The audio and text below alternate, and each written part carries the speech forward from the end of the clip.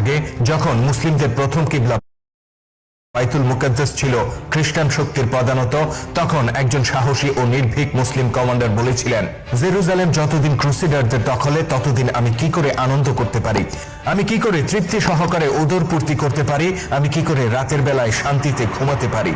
আজ আমরা ইতিহাসের সেই ক্ষণজন্ম মানুষটির গল্প তুলে ধরতে যাচ্ছি, যিনি মাত্র 7 বছর বয়সে নিজের জীবনের লক্ষ্য নির্ধারণ করেছিলেন ফিলিস্তিনে মুসলিমদের অধিকার প্রতিষ্ঠা করা। তিনি ছিলেন মুসলিম বিশ্বের একজন অকুতোভয় বীর সেনানী, যার দৃঢ়তা ছাড়িয়ে যায় পর্বতের উচ্চতাকেও। তিনি ছিলেন ক্রুসেডের মহানায়ক, যার নেতৃত্বে মুসলিমদের পবিত্র স্থান বাইতুল মুকাদ্দাস প্রায় 100 বছর পর খ্রিস্টানদের দখলমুক্ত হয়েছিল। তিনি জীবনভর পশ্চিমা শক্তির বিরুদ্ধে লড়াই করেছিলেন, অথচ তার বিরল ব্যক্তিত্বে মুগ্ধ হয়ে পাশ্চাত্যের ইতিহাসে তাকে স্থান দেওয়া হয়েছে একজন সমীহ জাগানো আদর্শ সমনায়ক হিসেবে, আর অভিহিত করা হয়েছে দ্য গ্রেট সালাউদ্দিন নামে।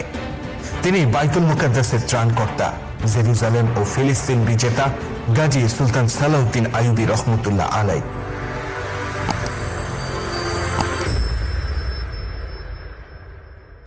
বাগদাদে একজন বিখ্যাত কাঠমিস্ত্রি বাস করতেন। তিনি আখরোট কাঠের এক জাঁকজমকপূর্ণ মিম্বার গড়ে তুলেছিলেন, যার সৌন্দর্য সবাইকে মুগ্ধ করেছিল। যখনই কেউ বাগদাদ ভ্রমণ করত, তারা সেই কাঠমিস্ত্রির সন্ধান করত। কেউ কেউ তাকে অনুরোধ করত, মিম্বারটি আপনি আমাদের কাছে বিক্রি করে দেন, যেন আমরা একে কোনো মসজিদে স্থাপন করতে পারি। কিন্তু তিনি সবাইকে একটি কথাই বলতেন, আমি এই মিম্বার বাইতুল মুকাদ্দাসের জন্য নির্মাণ করেছি। এটা এমন এক সময়ের কথা যখন মধ্যপ্রাচ্যে মুসলিম শক্তিগুলো নিজেদের মধ্যে রক্তক্ষয়ী সংঘর্ষে লিপ্ত।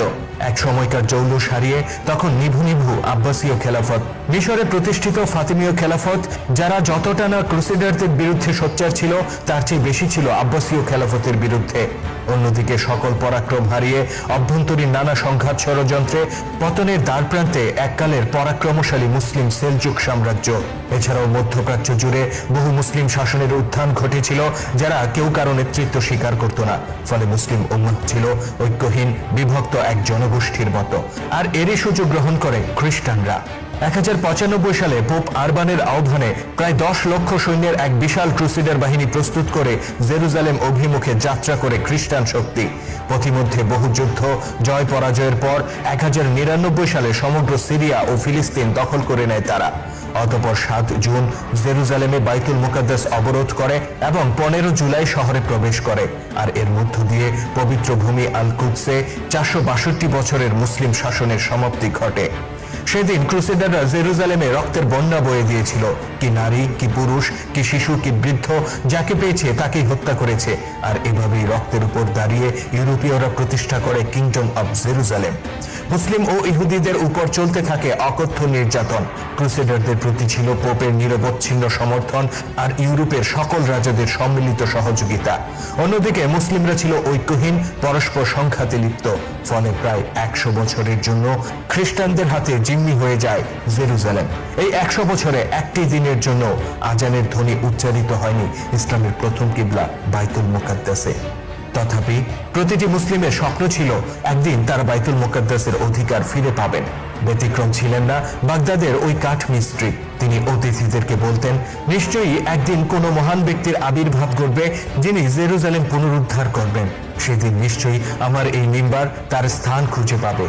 কারুকার্যময় সেই মিম্বারের গল্প ছড়িয়ে পড়ে চারিদিকে। দূরের এক শহরে 7 কি 8 বছরের এক বালকের কানেও পৌঁছে যায় বাগদাদের সেই বৃদ্ধ মিস্ত্রি আর তার আবেগ মেশানো মিম্বারের কথা। আর তখনকার প্রতিটি বালকের মতো সেও জানত জেরুজালেমে মুসলিমদের উপর বর্বরোচিত হত্যাকাণ্ডের ঘটনা। বালকটি সেদিন আপন মনে প্রতিজ্ঞা করেছিল সে একদিন বৃদ্ধ মানুষটির স্বপ্ন পূরণ করবে। অতটুকুন বয়সেই সে জীবনের লক্ষ্য নির্ধারণ করেছিল, আমি একদিন জেরুজালেম জয় করব আর মিম্বারটিকে সেখানে স্থাপন করব। বালকটির নাম সালাহ আল-দিন ইউসুফ ইবনে আইয়ুব। ইতিহাস যাকে চিনেছে সালাউদ্দিন আইয়ুবী নামে। সালাউদ্দিন ইরাকের তিরকিত শহরে জন্মগ্রহণ করেছিলেন। তার পিতা নাজিমউদ্দিন আইয়ুব ছিলেন কুর্দি বংশোদ্ভূত একজন শাসক। তবে বাল্যকালে সালাউদ্দিনের সামরিক বিষয়ে হাতেখড়ি হয় চাচা আসাদউদ্দিন শিরকোর হাত ধরে। সালাউদ্দিন যখন বেড়ে ওঠেন, ভাগ্য তার জেরুজালেম জয়ের পথ প্রশস্ত করে দিয়েছিল। একজন সাধারণ সেনা থেকে তিনি হয়ে উঠেছিলেন অসাধারণ সামরিক ব্যক্তিত্ব ও দক্ষ শাসক। আর ইতিহাসে একজন সালাহউদ্দিন আইয়ুবীর এই উত্থানে সবচেয়ে বড় ভূমিকা রেখেছিলেন আরেকজন মহান সমরনায়ক, নুরুদ্দিন জেনগি। নুরুদ্দিন ছিলেন জেনগি বংশের সুলতান, যিনি সমস্ত তুর্কি শাসকদেরকে তার অধীনে ঐক্যবদ্ধ করেছিলেন। বিচ্ছিন্ন মুসলিম বিশ্বের ঐক্যকে তিনি যতটা সম্ভব ফিরিয়ে এনেছিলেন। তিনি ক্রুসেডারদের হাত থেকে মধ্যপ্রাচ্যের বহু শহর পুনরুদ্ধার করেছিলেন, আর তার হাত ধরেই বিকশিত হয়েছিল সালাহউদ্দিনের সামরিক প্রতিভা। নুরুদ্দিন জেঙ্গির শাসনামলে জেরুজালেমকে কেন্দ্র করে ক্রুসেডাররা গোটা মধ্যপ্রাচ্যে তাদের আধিপত্য বিস্তার করার চেষ্টা করছিল। 1158 সালে তারা মিশরের রাজধানী কায়রোতে আক্রমণ করে। মিশর তখন শাসন করছিলেন ফাতিমীয় খলিফা আল আদিদ। ক্রুসেডারদের মোকাবেলায় তিনি নিজেকে অসহায় অনুভব করেন এবং নুরুদ্দিন জেঙ্গির সাহায্য প্রার্থনা করেন। নুরুদ্দিন তাতে সাড়া দিয়ে সালাহউদ্দিন আইয়ুবের চাচা আসাদউদ্দিন শিরকুর নেতৃত্বে সেনাবাহিনী পাঠিয়ে দেন। সেই সেনাবাহিনীতে শিরকুর বিশ্বস্ত সহযোগী ছিলেন তার তরুণ ভাতিজা সালাহউদ্দিন আইয়ুবী। এই বাহিনী মিশর থেকে ক্রুসেডারদেরকে বিতাড়িত করতে সমর্থ হয়। অতঃপর শিরকুকে মিশরের উজির হিসেবে নিয়োগ দেয়া হয়।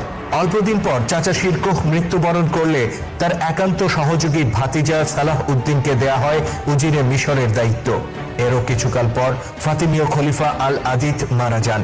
নুরুদ্দিন জেঙ্গির নির্দেশে সালাহউদ্দিন তখন মিশরের ক্ষমতা দখল করেন এবং ফাতিমীয় খেলাফতের বদলে আব্বাসীয় খেলাফতের প্রতি আনুগত্য ঘোষণা করেন। তিনি এক হাতে মিশরে ফাতিমীয়দের বিদ্রোহ দমন করেন, অন্য হাতে উদ্ভূত পরিস্থিতিতে খ্রিস্টানদের ষড়যন্ত্র প্রতিহত করেন। অসামান্য দক্ষতা ও নেতৃত্ব গুণে মাত্র 31 বছর বয়সে মিশরে নিজের শাসন সুপ্রতিষ্ঠিত করেন সালাহউদ্দিন আইয়ুবী। সালাহউদ্দিন যখন মিশরে নিজের একচ্ছত্র আধিপত্য প্রতিষ্ঠা করেন, তখন তার কাছে আসে এক ভয়ানক দুঃসংবাদ। সুলতান নুরুদ্দিন জেঙ্গিকে হত্যা করা হয়েছে।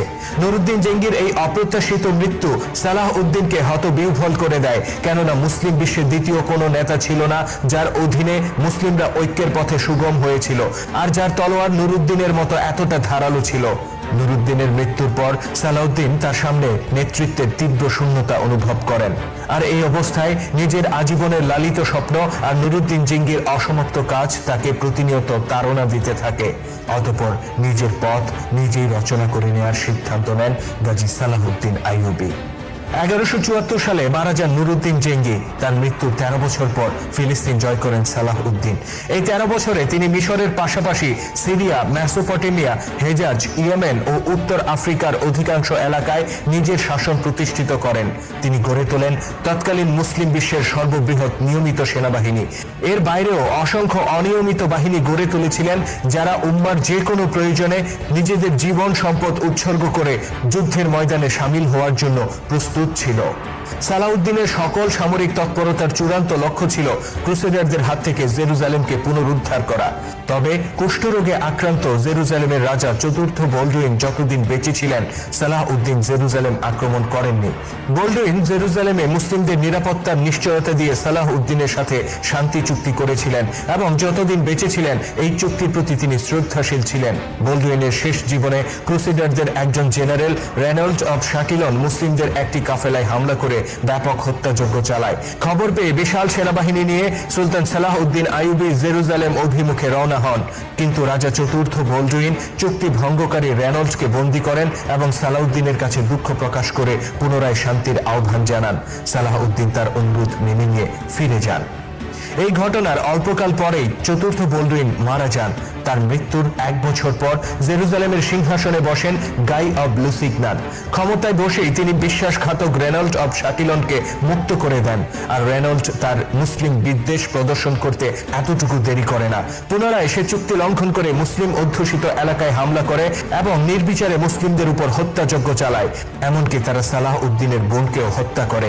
সুলতান সালাহউদ্দিনের কাছে যখন এই সংবাদ পৌঁছে, তিনি তার সেনাবাহিনী নিয়ে জেরুজালেম প্রদর্শন করতে এতটুকু দেরি করে না। পুনরায় সে চুক্তি লঙ্ঘন করে মুসলিম অধ্যুষিত এলাকায় হামলা করে এবং নির্বিচারে মুসলিমদের উপর হত্যাযজ্ঞ চালায়। এমনকি তারা সালাহউদ্দিনের বোনকেও হত্যা করে। সুলতান সালাহউদ্দিনের কাছে যখন এই সংবাদ পৌঁছে, তিনি তার সেনাবাহিনী নিয়ে জেরুজালেম অভিমুখে অগ্রসর হন। তিনি জানতেন এবার যুদ্ধের প্রস্তুতি নিয়েই ক্রুসেডাররা চুক্তি লঙ্ঘন করেছে, সুতরাং তিনিও যুদ্ধের সর্বোচ্চ প্রস্তুতি নিয়েই এগিয়ে যান। 1887 সালের 4 জুলাই জেরুজালেমের নিকটস্থ হিত্তিন নামক স্থানে সালাউদ্দিনের মুখোমুখি হয় ক্রুসেডারদের সবচেয়ে বড় বাহিনী। 30,000 আইয়ুবী সেনার বিপরীতে ছিল 50,000 ক্রুসেডার। আর ক্রুসেডারদের সম্মিলিত এই বাহিনীর সর্বোচ্চ কমান্ডার ছিলেন জেরুজালেমের রাজা গাই অব লুসিগনান। তবে যুদ্ধক্ষেত্রে পৌঁছানোর আগেই ক্রুসেডাররা হেরে গিয়েছিল কৌশলী সালাউদ্দিনের কাছে। হিত্তিনে অসংখ্য পানির কূপ ছিল, যেগুলো ছিল তীব্র গরমে যোদ্ধাদের বেঁচে থাকার একমাত্র অবলম্বন। সালাহউদ্দিন সেগুলো দখল করে নেন এবং বাকিগুলো ধ্বংস করে দেন। হিত্তিনে পৌঁছে পানির অভাবে খ্রিস্টান সেনারা এতটাই দুর্বল হয়ে পড়ে যে আইয়ুবী সেনাদের বিরুদ্ধে অস্ত্র তুলে ধরার মতো শক্তি তাদের অবশিষ্ট ছিল না। ফলে নিজেদের কোনো ক্ষয়ক্ষতি ছাড়াই আইয়ুবী বাহিনী ক্রুসেডারদেরকে মাটির সাথে মিশিয়ে দেন। 50,000 খ্রিস্টান যোদ্ধার মধ্যে মাত্র 3,000 সেনা পালাতে সক্ষম হয়। বাকিদেরকে হত্যা ও বন্দী করা হয়। অতঃপর বন্দী রাজা ও কমান্ডারদেরকে সালাহউদ্দিনের সামনে আনা হয়। সালাহউদ্দিন তার চিরাচরিত ঔদার্যের নিদর্শন হিসেবে তৃষ্ণায় কাতর রাজা গাই অব লুসিগনানের হাতে বরফ মেশানো পানির পাত্র তুলে দেন। বিব্রত গাই অব লুসিগনান তা পান না করে বরং রেনল্ডের দিকে এগিয়ে দেন। রেনল্ড নির্লজ্জের মতো তা গিলতে শুরু করে। অতঃপর সালাহউদ্দিন রেনল্ডকে চুক্তি লঙ্ঘনকারী ও বিশ্বাসঘাতক হিসেবে অভিযুক্ত করেন। রেনল্ড ঔদ্ধত্যের সাথে জবাব দেয়, রাজারা সবসময় এভাবেই কাজ করে, আমি এর বেশি কিছু করিনি। সালাহউদ্দিন নিজের তরবারি দিয়ে উদ্ধত রেনল্ডের মস্তক আলাদা করে দেন। ফিলিস্তিনের রাজাও নিজের ব্যাপারে একই পরিণতির কথা কল্পনা করে চোখ বন্ধ করে ফেলেন। সালাহউদ্দিন তাকে অভয় দিয়ে বলেন, একজন রাজা কখনো অপর রাজাকে হত্যা করে না। রেনল্ডকে হত্যা করেছি কারণ সে বিশ্বাসঘাতকতার সকল সীমা অতিক্রম করেছে। অতঃপর তিনি গাই অব লুসিগনানকে বন্দী করেন এবং পরবর্তীতে তাকে শর্ত সাপেক্ষে মুক্ত করে দেন। হিত্তিনের যুদ্ধে নিরঙ্কুশ বিজয়ের পর সালাহউদ্দিন ধাপে ধাপে তার চূড়ান্ত লক্ষ্যের দিকে অগ্রসর হন।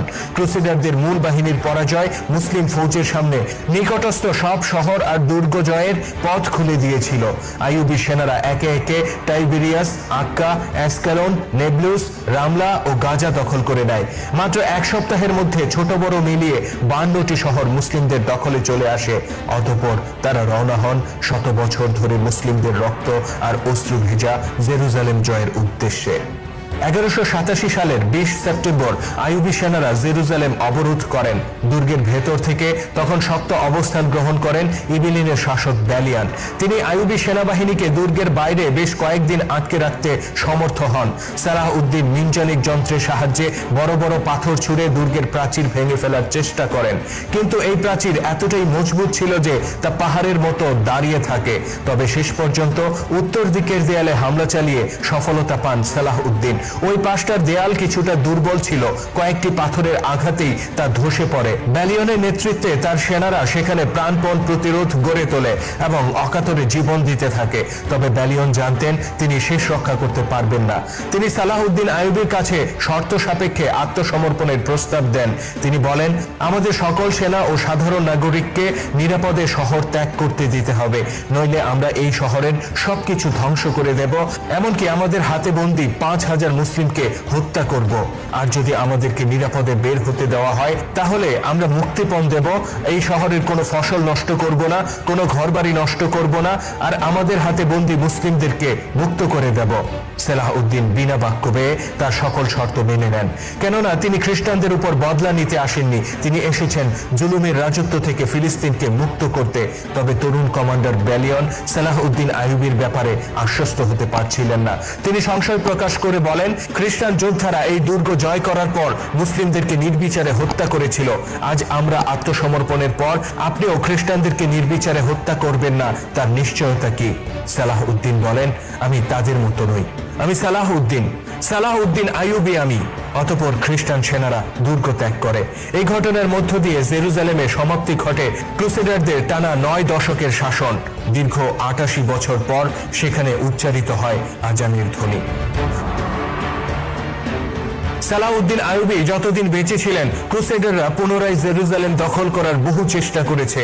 রাজা রিচার্ডের মতো দুর্ধর্ষ কমান্ডার ইংল্যান্ড থেকে ছুটে আসেন আর তার অগণিত সাহসী যোদ্ধাকে নিয়ে জেরুজালেম দখল করার চেষ্টা করেন, কিন্তু সালাহউদ্দিনের তরবারির সামনে তাদের সব চেষ্টা মুখ থুবড়ে পড়ে। 1193 সালের 4 মার্চ সিরিয়ার দামেস্কে ইহলোক ত্যাগ করেন ইসলামের ইতিহাসের এই উজ্জ্বল নক্ষত্র। মৃত্যুর সময় তার ব্যক্তিগত সম্পদ বলতে ছিল মাত্র একটি স্বর্ণমুদ্রা আর 40টি রৌপ্য মুদ্রা। অথচ তিনি ছিলেন তৎকালীন বিশ্বের সবচেয়ে দাপুটি শাসক। সারা জীবনের অর্জিত সম্পদ তিনি মানুষের কল্যাণে ব্যয় করেছিলেন। সালাহউদ্দিন তার জীবনের এক মহান লক্ষ্য নির্ধারণ করেছিলেন। তিনি ছিলেন মুসলিম উম্মার প্রতি প্রতিশ্রুতিশীল একজন নেতা, অনুকরণীয় শাসক আর দিগ্বিজয়ী সেনাপতি। তার জনগণ আর সেনারা তাকে নিজের প্রাণের চেয়ে বেশি ভালোবাসত আর তার জন্য অকাতরে জীবন দিতে প্রস্তুত ছিল। তিনি দেখিয়েছিলেন কিভাবে একজন মুসলিমকে নিজের জীবনের লক্ষ্য নির্ধারণ করতে হয় আর সেই লক্ষ্য অর্জনের জন্য জীবনভর সংগ্রাম করতে হয়। ক্রুসেডাররা যখন জেরুজালেম দখল করেছিল তখন তারা বাইতুল মুকাদ্দাস থেকে কেবল মুসলিম নয়, ইহুদিদেরকেও উচ্ছেদ করেছিল। সালাহউদ্দিন আইয়ুবী বাইতুল মুকাদ্দাস জয় করার পর সেখানে মুসলিমদের পাশাপাশি খ্রিস্টান আর ইহুদিদেরকেও ধর্মীয় আচার পালনের পূর্ণ অধিকার দিয়েছিলেন। অথচ সেই পবিত্র ভূমিতে সেই ইহুদিদের হাতেই মুসলিম নিধন চলছে গত প্রায় 100 বছর ধরে।